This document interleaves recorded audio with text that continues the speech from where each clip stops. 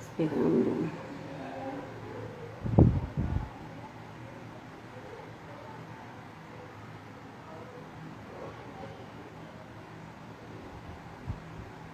Gorete.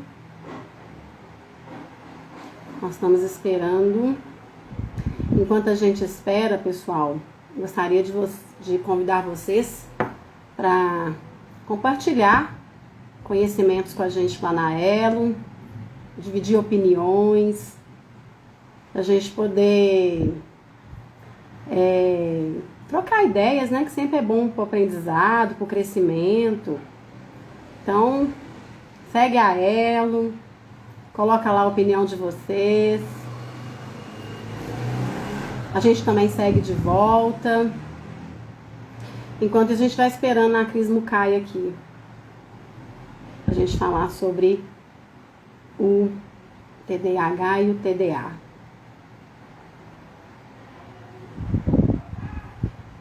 Participa da live, coloca as perguntas. A Cris entende bastante do assunto, eu também entendo um pouquinho. Enquanto isso, a gente vai esperando ela chegar.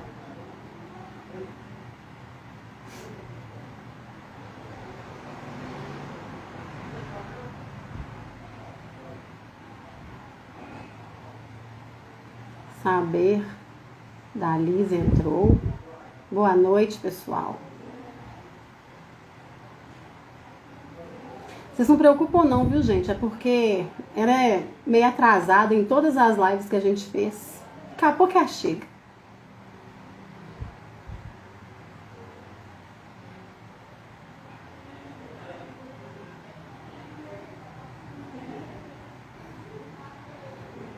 Boa noite. Tudo em paz, graças a Deus. E gratidão por todo mundo estar entrando. Compartilha aí, gente, os coraçãozinhos aí, ó, para chamar o pessoal para entrar enquanto elas não entram. Que é sempre bom, eu nem sabia aqueles coraçãozinhos. A gente chama a audiência pra gente. Aí é bom de colocar, vai pondo o dedinho aí, vai clicando pro pessoal ir chegando. E quem tá chegando, eu convidei pra gente participar mais vezes lá da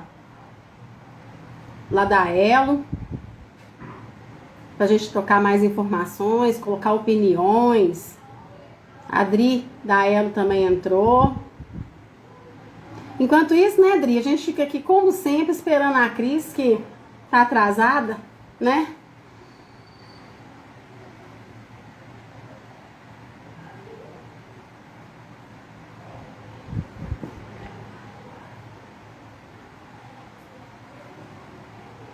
Gente, aperta os coraçãozinhos aí do lado, chama o pessoal, daqui a pouco Cris Mukai chega, e aí eu tô sempre perguntando, Cris Mukai, cadê você?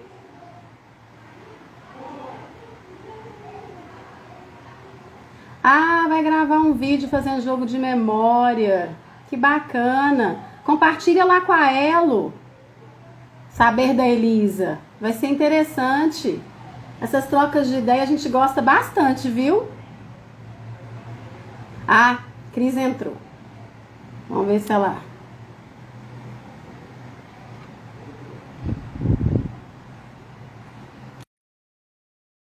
Já estamos aguardando a Júlia e a Cris.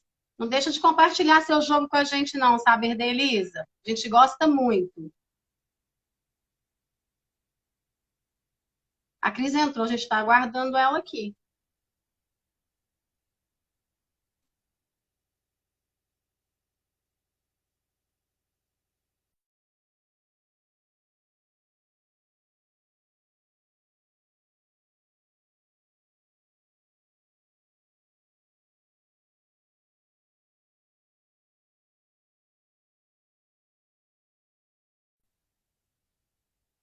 A gente está te aguardando aqui, ó. Eu já aceitei.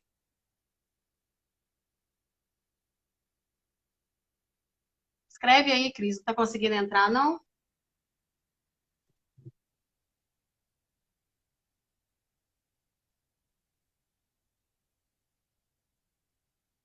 Caiu. Tenta entrar pelo seu, Cris.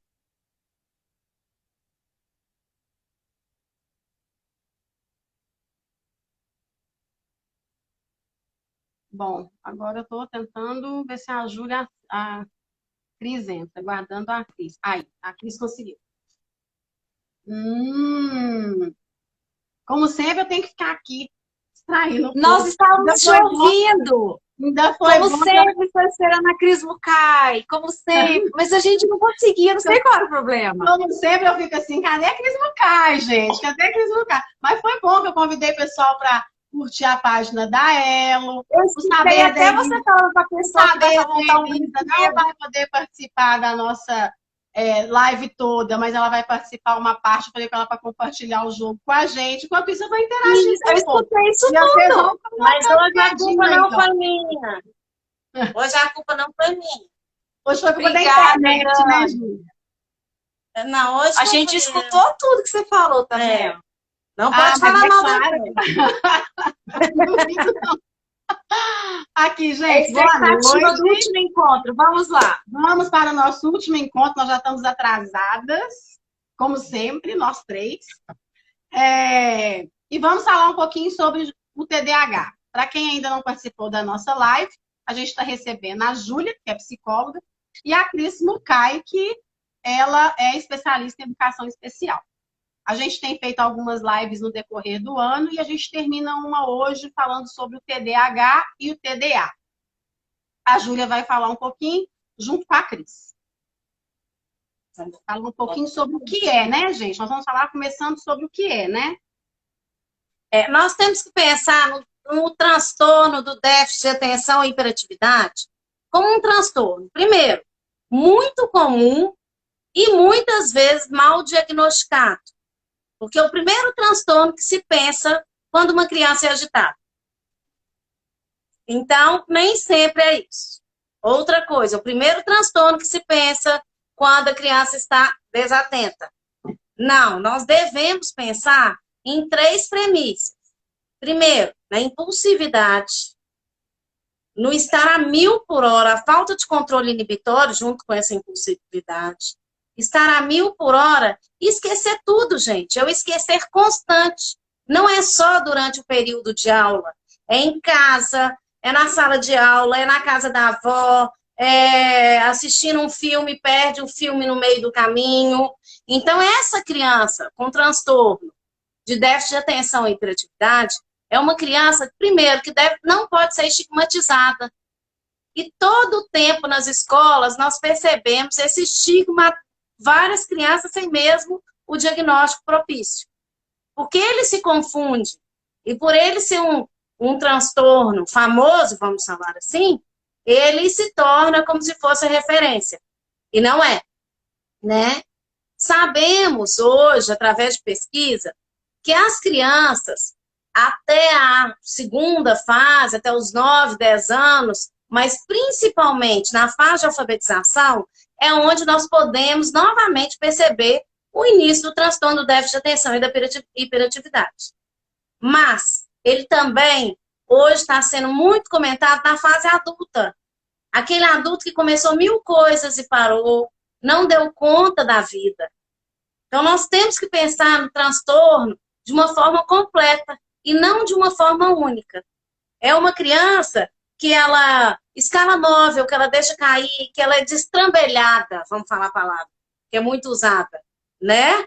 O destrambelhado, o desajustado, o corpo é mole, tudo é diferente. Sim. Mas, para isso, nós temos que ter uma atenção muito especial a fazer essa análise. Primeiro, certeza do diagnóstico. Certeza absoluta. Para ter essa certeza, tem as testagens próprias, neuropsicológicas e dentro da psicopedagogia que a Cris vai falar. Segundo, o olhar dessa criança, feito pela escola e pelos pais. Novamente, a gente precisa de um olhar único e também das características consistentes nos 2 âmbitos. E não em um âmbito só. Tanto é que uma das tabelas que nós usamos, que é a SNAP, É exatamente para a escola e para os pais. E quando eu falo os pais, não é os dois, é uma para o pai e outra para a mãe. Porque nós, mães, tentamos muitas vezes encobrir os transtornos dos nossos filhos. Então, é Sim. muito importante que a gente se atente a isso. E dentro desse inventário, junto com a escola, tem uma proposta toda de avaliação, tanto clínica, como dentro da escola pelo professor, como pelo psicopedagogo, né? E a gente não pode esquecer dessa avaliação e não pode sair diagnosticando e falando fulano tem TDAH, torta à direita, que essa não é a verdade, né? As crianças com TDAH, elas se percebem diferente desde muito cedo, pela própria aceleração cerebral ou então pela própria inércia perante as atividades. Então, se elas se percebem, elas vão dar sinais também de pedido de ajuda. E qual que é a nossa função? Ajudar. Né? E o TDAH tem duas características, né, Júlia? Que é a Sim, desatenção e a impulsividade. Isso é uma coisa sim. que eu acho que a gente tem que falar um Que a pouquinho gente também. tem que, inclusive, separar. Porque o É, transtorno de déficit de atenção e hiperatividade não é um transtorno que pode ser só concomitante, só com a hiperatividade e o déficit de atenção. Não. A gente tem o transtorno da hiperatividade única, o transtorno do déficit de atenção único e o transtorno misto, que é a conjunção dos dois, que é o mais difícil de ser tratado e de ser até controlado. Muitas vezes o uso da medicação é obrigatória e obrigatória de uma forma que seja diária e não só no período de escola, como muitos fazem, né? E esse é o mais... Hã? Como muitos fazem, só dão no período da escola, só para funcionar na escola. A criança com déficit de atenção e hiperatividade, ela é disfuncional em todos os lugares, não apenas em um.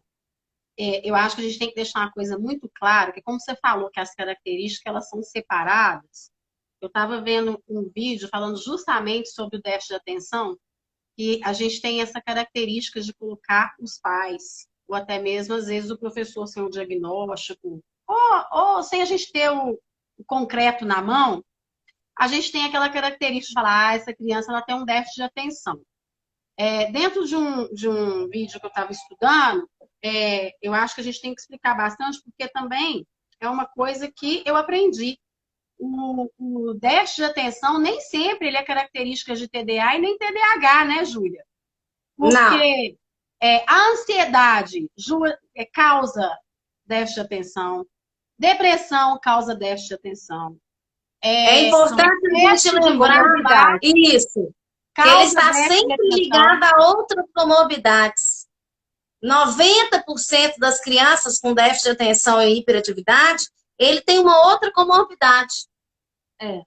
Normalmente, a pessoa que tem hiperatividade, a TDAH, ela tem comorbidades, principalmente os adultos. E lembrando que uma coisa que é muito importante, 70% hoje dos casos que não são tratados na fase de alfabetização, eles irão continuar por toda a fase adulta. 2/3 são levados para a fase adulta e não são diagnosticados. E chegamos a uma conclusão pela universidade, eu não lembro qual, uma universidade americana, que 1% da população mundial é portador. Até porque o uso de celular ele está excessivo, né? Sim. É uma das coisas que foi falada lá nesse curso, nessa live que eu assisti sobre o TDAH e a desatenção, é isso. Que tem que ter um certo cuidado, porque o uso de celular ele está excessivo. E as pessoas que usam celular com muita frequência e não tiram ele da mão, não tem atenção. Não tem atenção. O que eu posso dizer é o seguinte, a pessoa com TDAH, ela é afetada na parte frontal. E o que acontece com isso? A parte genética, né, que é uma das características genéticas, ela não afeta a parte de aprendizado dessa criança. Ela não é menos inteligente, vamos dizer assim, vamos melhorar a frase. Ela não é menos inteligente, porém, ela precisa de uma atenção porque ela não consegue lapidar as questões de memória dela, as de funções atenção, executivas. as funções executivas. Exatamente. Então, a função executiva dela não é bem trabalhada, entendeu? Pela parte frontal do cérebro que foi atingida. Está precisando de maior recurso neurológico. Nesse ponto, a criança precisa de atenção. E ela não consegue atuar. E ela percebe isso. Entendeu? Então, aqui na Ela a gente fez uma postagem falando justamente sobre as funções executivas e como os pais poderiam estar trabalhando e desenvolvendo essa função executiva agora na pandemia e na quarentena.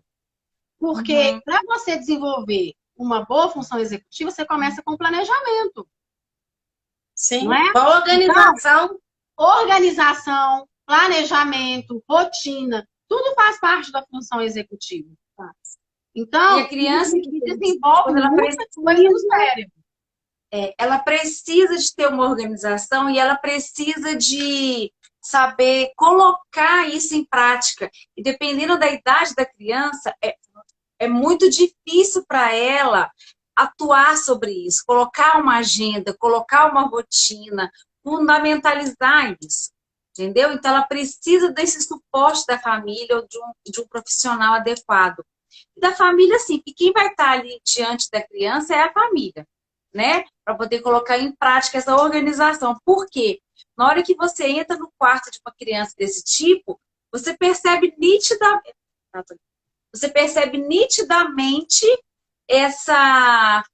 esse desfoque, vamos dizer assim. Então, isso que reflete no quarto dele é o que reflete na vida dele, no cérebro dele. Essa desorganização, vamos dizer assim, né, entre aspas, essa falta de controle, de planejamento. E esse mesmo controle é o que ele não consegue prever de recurso, vamos dizer. Entendeu? Ele não consegue se planejar ao ponto de organizar. Ele até pensa em se organizar, mas ele perde no meio do caminho. Ele não dá conta. Então tem que ser lembrado. Aí vai causando uma desatenção cada vez maior, que eu quero corrigir uma coisa, não é só o celular, é a televisão, é os jogos que estão constantes. Hoje os meninos não saem dos jogos mais. Então a gente tem que deixar claro que essa função executiva ela tem que ser bem trabalhada na primeira infância, para ela desenvolver, e na adolescência ela está com uma capacidade maior de organização para poder atuar como profissional na fase adulta. Então, a gente tem que estar trabalhando isso bem trabalhado na primeira infância. Que eu chamo do tripé da educação. Sim. Regra, rotina e limite. Sim. Se não tiver esse tripé, nada é feito. Foi. Né? Muito interessante. E aí, o que acontece? A gente faz o quê? Na primeira, da educação infantil até o Fundamental 1, a gente consegue perceber nitidamente que algo está diferente com essa criança. E essa criança começa a manifestar isso dentro, fora de casa e no seu meio social. Né? Estatisticamente, isso é mais predominante nos meninos, tá? Do que nas meninas. E ele vai demonstrando isso de seguinte forma. Na forma de perder um objeto, na forma de não conseguir memorizar aquilo que ele acabou de ler, entendeu? Ele não consegue ver um filme inteiro, sabe? Ele não te narra tudo, ele não lê um livro inteiro. Até porque o TDAH é uma alteração na região frontal, né? Exatamente. Ele não tem continuidade. O que dificulta trabalhar a função executiva.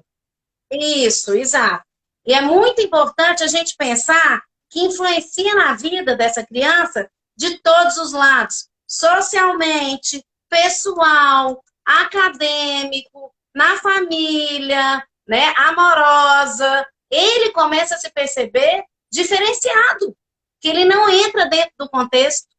Isso próprio, né, o DSM-5 coloca muito isso.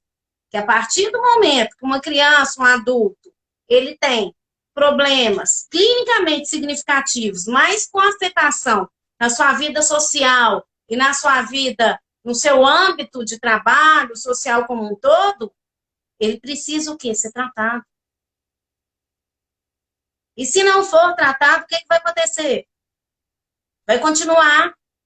Ele vai entrar no processo de regressão, de frustração, e aí outras comorbidades vão se juntar, né? Como é a própria depressão. É muito comum, muito. Você pegar adolescente com déficit de atenção, e ele chegar no consultório frustrado, desanimado, deprimido, muitas vezes com tentativa de suicídio ou de automutilação. É por isso que se inicia apenas com um déficit e numa fase adulto aumenta-se a comorbidade. É normalmente nesse tipo de consequência, entendeu? Uhum. E não no início, porque elas têm fases para existirem esse duplicamento, vamos dizer, essa comorbidade. Ela inicia com um déficit, Sim. entendeu? E aí o que acontece? Até porque o TDAH, eu posso falar porque eu vivi isso. Ele incomoda, porque ele não consegue se segurar ali naquele lugar muito tempo. Então incomoda. Uhum. Por isso que a Júlia fala, olha, é causa social, ele está ali naquele ambiente, né? Então a gente tem que ter um certo cuidado, porque ele não se segura, ele não consegue, ele fica ali assentado por um tempo. Levada. Aí Vamos entra. lá. Isso aí você deu uma. Né? E uma coisa assim, muito importante de ser percebida, e aí eu falo isso dentro da área de educação, é a diferença. Inquietude motora, viu? Estão falando aqui, inquietude motora. Adri, minha amiga. Inquietude motora. Sim. A gente está falando muito do TDAH e TDA, né? Porque a distração ocorre com os dois. A diferença está na inquietação, porque você falou aí da parte motora, né? E aí eu queria falar disso, da inquietação. Um tem inquietação, o outro não tem. Entendeu? E isso é o maior checkmate. E aí a gente bate de frente com uma questão muito séria e muito difícil de ser vista e de suporte nas escolas. Porque é aí que eles falam assim, não enxergam, vamos dizer assim. Não veem essa criança com um déficit. Porque é a criança que não dá trabalho, é a criança que está tudo bem, é aquela criança que até então era inteligente. Passa desapercebida. Exatamente a palavra que eu ia dizer. E a gente tem que ter uma importância nesse diagnóstico muito séria. Primeiro, é um transtorno do neurodesenvolvimento. Segundo, não pode ser feito um diagnóstico nem sugerido se esse comportamento, se essa tríade do transtorno, né, seria a desatenção, a hiperatividade, o descontrole inibitório, né, a falta de controle inibitório, sem ser sequentes por, no mínimo, 6 meses. Eu ainda acho 6 meses, né, o que é obrigatório, muito pouco. Eu acho que essa criança tem que ser avaliada por 1 ano. Porque 6 meses pode ser consequência de algo ambiental, da briga do casal, da separação, da perda do bichinho de estimação, da perda de um parente e outras coisas. Então, quando a gente pega uma criança com um diagnóstico, mínimo 6 meses. O ideal, 1 ano de alteração. Nessas 3 propostas, né? Que seriam essas propostas, que a gente chama o trio de sintomas: alteração de atenção, impulsividade e da velocidade da atividade física e mental. Ou seja, ele não se controla. Mentalmente, a gente, quando conversa com uma criança em consultório, ela sonha com conta. Ela sonha e fala a noite inteira. Coincide muito com as crianças que demonstram sonambulismo. E ele acorda cansado. É uma criança que normalmente acorda irritadíssimo. O cérebro não descansa. Não descansa nunca, jamais. Tem muita dificuldade para dormir. Né? Então tem isso. É essa questão que a gente tem que deixar muito claro. Né? Essa dificuldade dessa criança em abaixar, em se concentrar, eu brinco que entrar dentro do seu próprio corpo é tão grande que ele se torna perceptível. E a partir desse momento, que é perceptível, é feito um diagnóstico, o que é que nós precisamos, gente? Pelo amor de Deus, ajuda. Ajudar essa criança. Primeiro, como ele vai se comportar. Segundo, que ela não seja rotulada. Porque é muito comum a gente pegar, a própria criança chega no consultório, eu tenho déficit de atenção e hiperatividade. E é uma ótima desculpa, né? Aí tem o uso secundário disso, né? Eu fui mal na prova porque eu tenho déficit de atenção. Não tem nada, se não tem um diagnóstico, não tem nada. Então a gente tem que ter uma atenção muito maior. Não existe esse rótulo. Não pode rotular.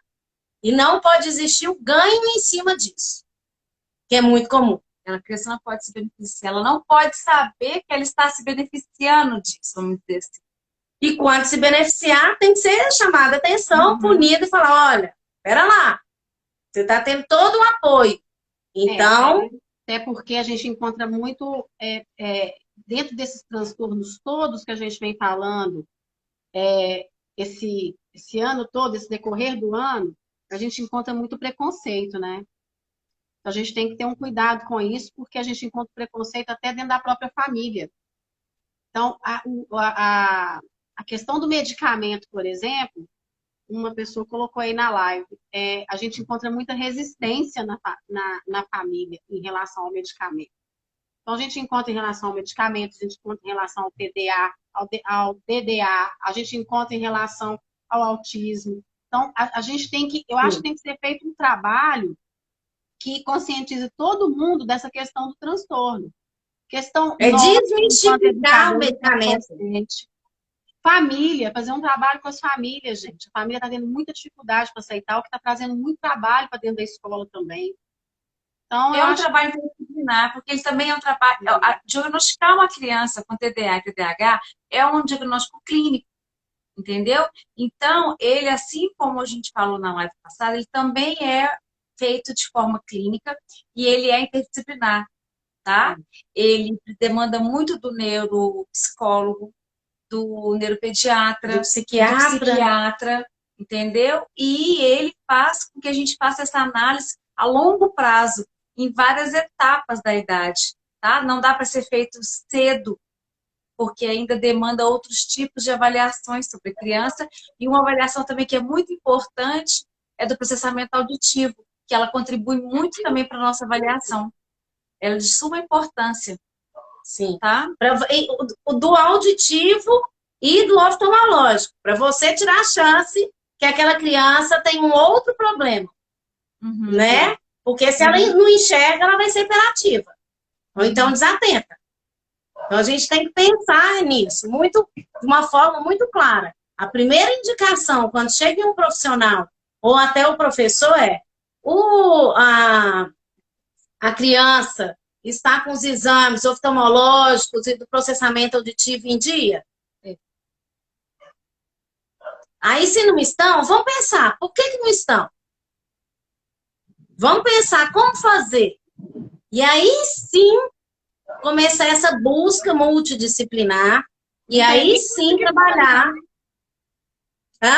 Não tem nem muito o que comentar quando você pergunta assim, por que não está em dia? Né? Porque, exatamente. As displicências hoje são imensas, né? E lembrando que fazer um trabalho com a família de desmistificar a medicação. No caso do TDAH, não tem como não tomar medicação. Não existe outra chance. Não existe outro tratamento. Vai tomar. Só muda o nome do remédio. Deixando claro que o TDAH ele tem níveis, né? Tem níveis diferentes. Então, e aí, dentro desses níveis, vai ser feita a medicação. Tem pessoas que têm nível de TDAH que só vai descobrir na fase adulta. Porque o nível é muito baixo. Às vezes, o déficit de atenção, ele se apresenta muito maior do que o TDAH. E a pessoa tem os dois, o déficit de atenção e o TDAH. Porque ela aprende com o tempo se ter um controle, né? O controle de inibir as suas próprias ações. Principalmente a nossa geração, né, Júlia? A nossa geração tem muito isso, que as pessoas se descobriram com TDAH e déficit de atenção na fase adulta. Sim.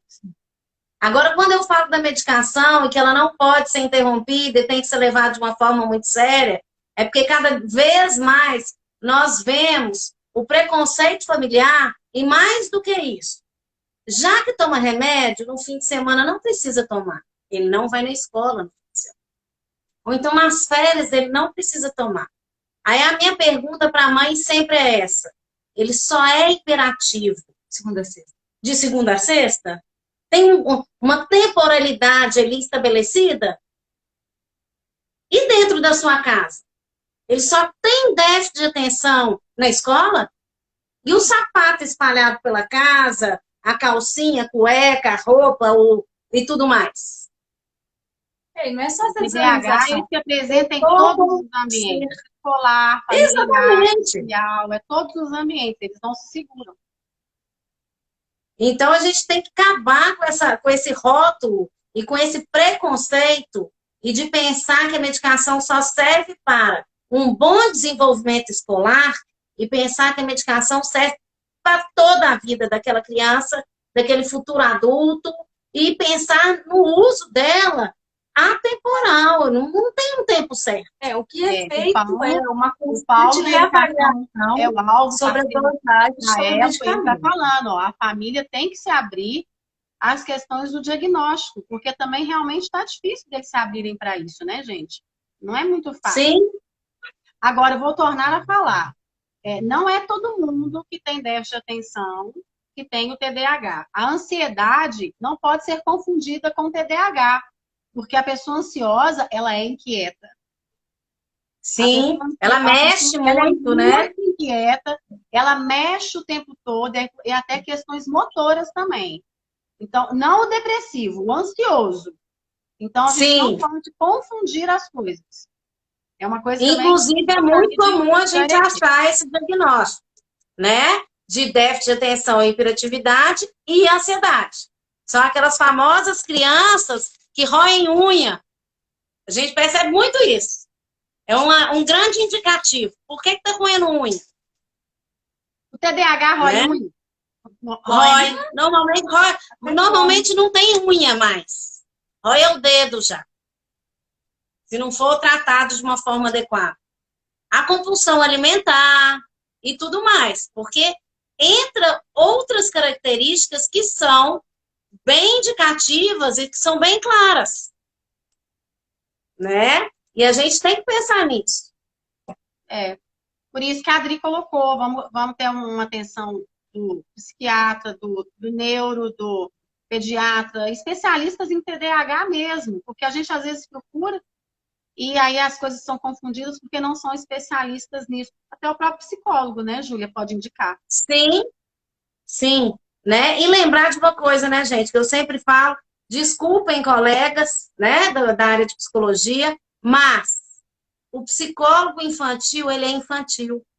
Ele está apto a fazer esse diagnóstico. O psicólogo que não é infantil, ele também está apto, mas talvez nem tanto. A percepção clínica dele é menor. Então, a gente tem que ter essa observação. Se é uma criança, vamos levar um especialista de criança. Exatamente. Porque o olhar é diferente, a observação é diferente, e a experiência e a demanda toda é bem diferente. Né? Então, levar no profissional adequado para a idade. Eu acho que é de suma importância. Não é levar no psicólogo. É levar no psicólogo infantil. No psiquiatra, não. No psiquiatra infantil. No neurologista, não. No neurologista infantil. E aí, esclarecendo um pouco o que vocês colocaram atrás, que uma pessoa escreveu, como trabalhar com uma criança com TDA e TDAH, né? Tanto na parte educacional quanto na parte social. Bom, a forma de trabalhar não muda muito, porque a criança, a forma dela agir é praticamente a mesma. O que muda é a intensidade dela enquanto movimento, porque o cérebro é o mesmo. Só que o que faz a grande diferença está como descobrir que essa criança tem um déficit de atenção. né? Porque ela não demonstra isso a grosso modo. Só que ela tem muitos prejuízos até ela ser descoberta, vamos dizer assim. Entendeu? Então, ela já começou a ter prejuízos educacionais, ela já começou a ser excluída do grupo, por quê? Porque ela não percebeu como que o professor de educação física explicou, e aí ela perdeu a vez, porque ela não viu a bola passar, ela não viu como que ele tinha explicado, aí ela já perdeu a vez porque ela não conseguiu demonstrar direito uma situação na aula de artes.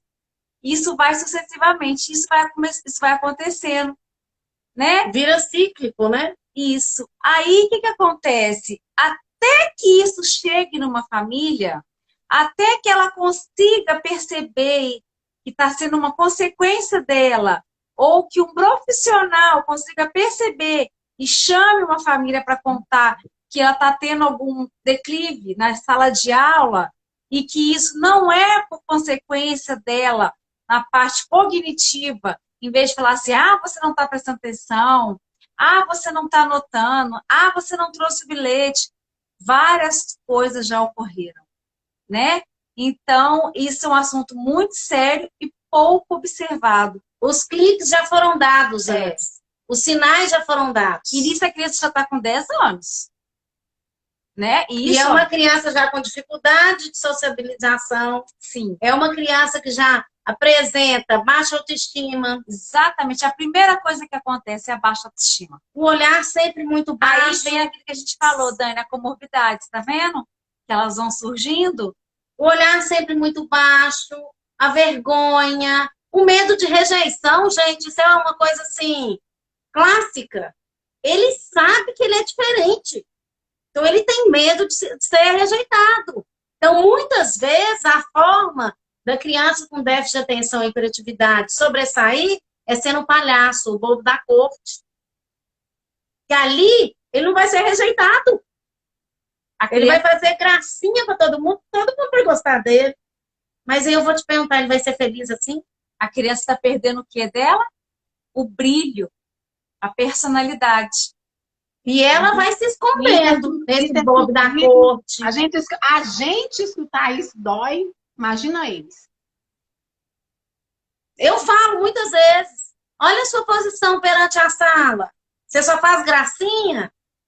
Para você é importante ter amigos ou fazer gracinha?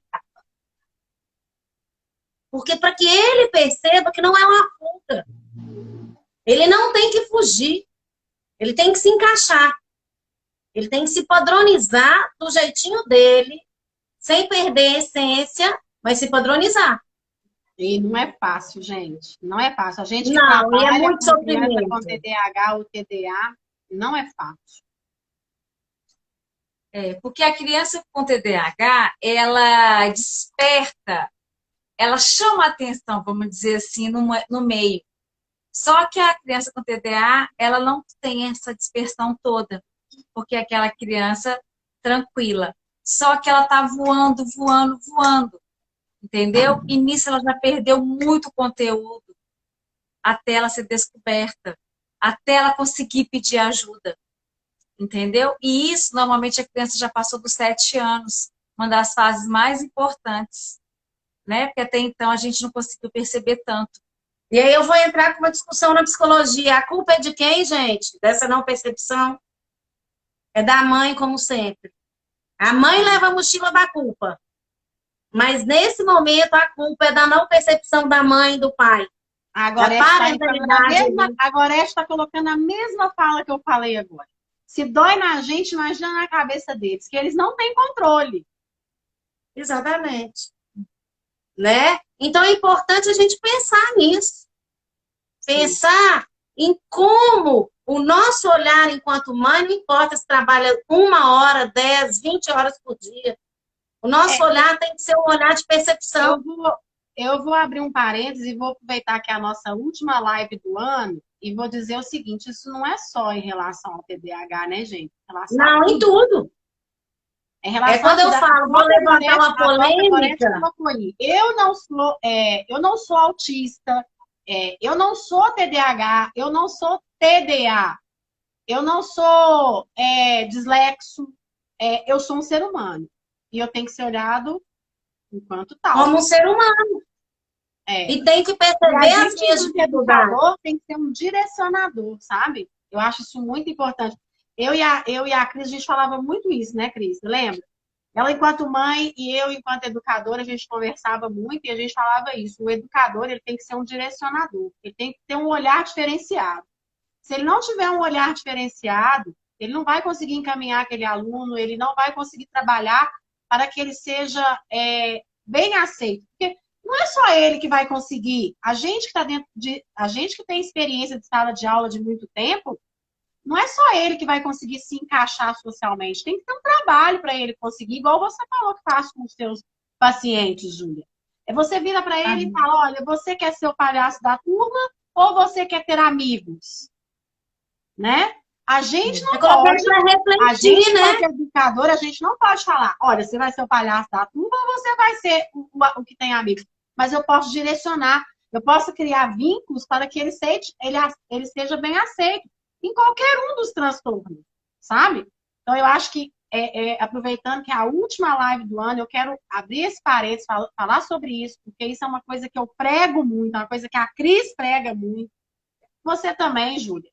Então, a gente tem que ter um olhar diferenciado para todos os transtornos. Sabemos que essa live fala do TDAH e do TDA, mas como é a última, a gente pode abrir o parênteses e falar: vamos olhar para todos os transtornos de forma igual, porque a gente falou sobre isso em todas as lives. A questão do vínculo, a questão do aprendizado, a questão da troca, a questão da socialização, a questão do olhar do educador, a questão do olhar da família, a questão do olhar da criança. Então, eu acho que esse detalhe a gente tem que deixar, né? Para finalizar a nossa live, gente, a nossa obrigação é afagar essas crianças, é aconchegar antes de tudo e não chamar atenção. O rótulo já é pesado, a diferença já é pesada. Qual que é a nossa obrigação enquanto educador? Afagar, acalentar. E a Adri colocou aí, ó, o professor, ele é fundamental para a relação interpessoal. Por quê? Porque quando ele chega para nós, quando ele está na sala, e a gente tem o próprio preconceito da família, é a gente que vai poder encaminhar tudo, trabalhar, falar, encaminhar para vocês. Somos nós que estamos ali na sala com eles 4, 5 horas. Então, a gente tem que ter esse olhar, a gente tem que encaminhar, a gente tem que ter o direcionamento, a gente tem que ser um apoio para eles poderem se encaixar naquele lugar. Emocionalmente, socialmente, pedagogicamente, tudo. E aí, que eu falo, logo que você foi na sala de aula, é o que eu falo. A gente falou em todas as lives dos direitos das pessoas, né? A Júlia até falou de leis que as pessoas não sabiam. E aí eu falo para os pais, né, as famílias e os educadores, para poder estarem atentos. As leis estão mudando em relação ao TDAH, tá? Lá em Santa Isabel, tem um projeto novo, agora em 2020, em fevereiro já foi lançado, para os direitos dos meninos na sala de aula, para terem os seus direitos de provas adaptadas, de sentarem na frente, de terem esses recursos. Então, estejam atentos. Um tempo maior de prova, criança laudada, ela pode fazer prova separada da turma, em um local separado, e com um tempo maior. Isso agora em 2020, viu, gente? Então, assim, porque eu já ouvi esse ano de escolas aqui em BH conceituadas de que nada era oferecido para crianças com essa síndrome. Então, as coisas estão acontecendo, se situam, se informem e olhem pelos filhos de vocês, olhem pelas crianças, porque o detalhe de você colocar uma criança que tem um déficit de atenção, que não dá conta, que a partir do terceiro local na sala de aula, para ela, assim, vamos dizer assim, uma margem para ela voar, que o olho dela está em você, mas o cérebro dela está lá fora no pátio, ela não pode estar na terceira cadeira. Ela tem que estar sentada na primeira, perto do professor e longe da porta. Exato. Então, estejam atentos, olhem por essas crianças, pais. Exijam os seus direitos. Exato. porque isso é muito sério.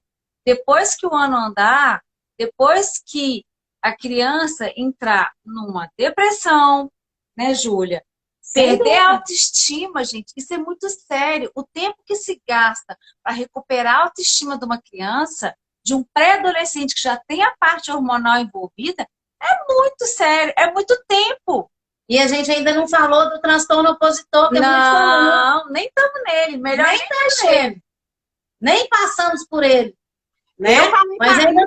Eu falei com a Cris que a gente tinha que falar sobre ele, né, que chame no Caio. Eu falei. Transtorno opositor. Criança com déficit de atenção, ela tende a reagir a tudo. Ela se sente diferente, então ela vai se opor. Ela vai se opor de forma negativa. Que é a forma que ela tem de falar: ei, olhem, ei, me enxerguem. Até porque, estudando sobre os transtornos, o que sofre mais preconceito é o transtorno opositor. Porque ele é tido como rebelde, e ele não é. Não, ele só está pedindo atenção.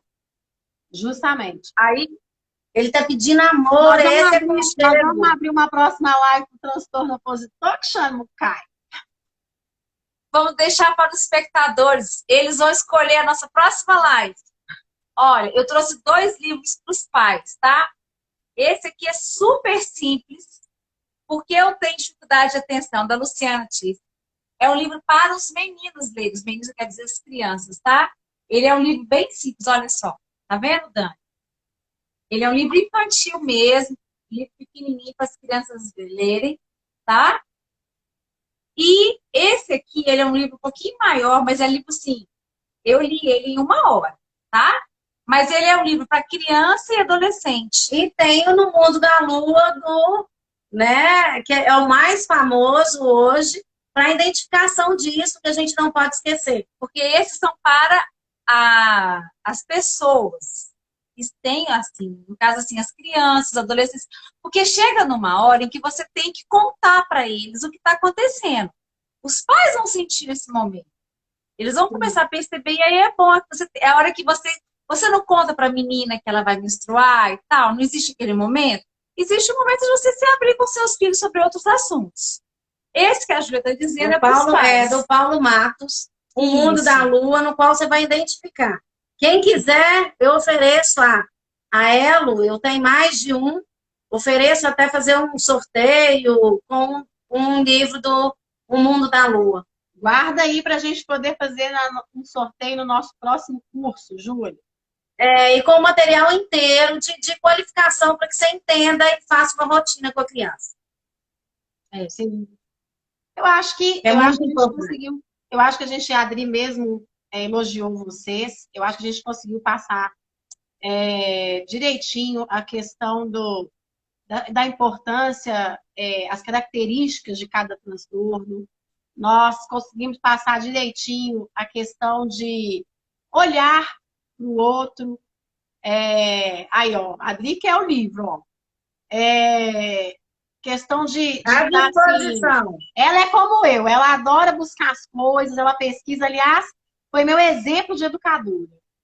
Aí, eu acho que a gente conseguiu realmente, e é isso que eu queria dizer, agradecer ao Paulo da Educação é o Alvo, que passou pela live, agradecer a Adri, agradecer as minhas parceiras da Ela que estão aí, agradecer a Cris Mucay, agradecer a Júlia.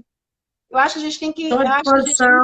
Eu acho que a gente conseguiu passar dentro do que a gente queria, e acho que dentro de um ideal meu e da Cris, que a gente já fala nisso há anos, a importância do vínculo e a importância de educar com amor.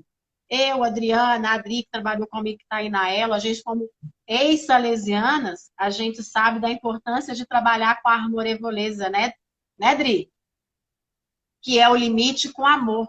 É você olhar e olhar o outro com cuidado, criando um vínculo para se trabalhar. E eu acho que nós 3 conseguimos passar muito bem nas nossas lives até agora.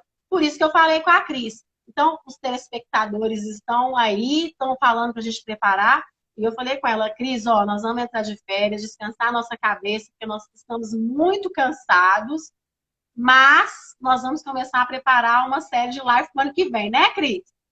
Se vocês quiserem sugerir um tema, né, gente? Pode sugerir, que a Cris já abriu aí pro tema. Se vocês quiserem sugerir alguma coisa, tá aberto. Júlia também, vamos sugerir, vamos trabalhar.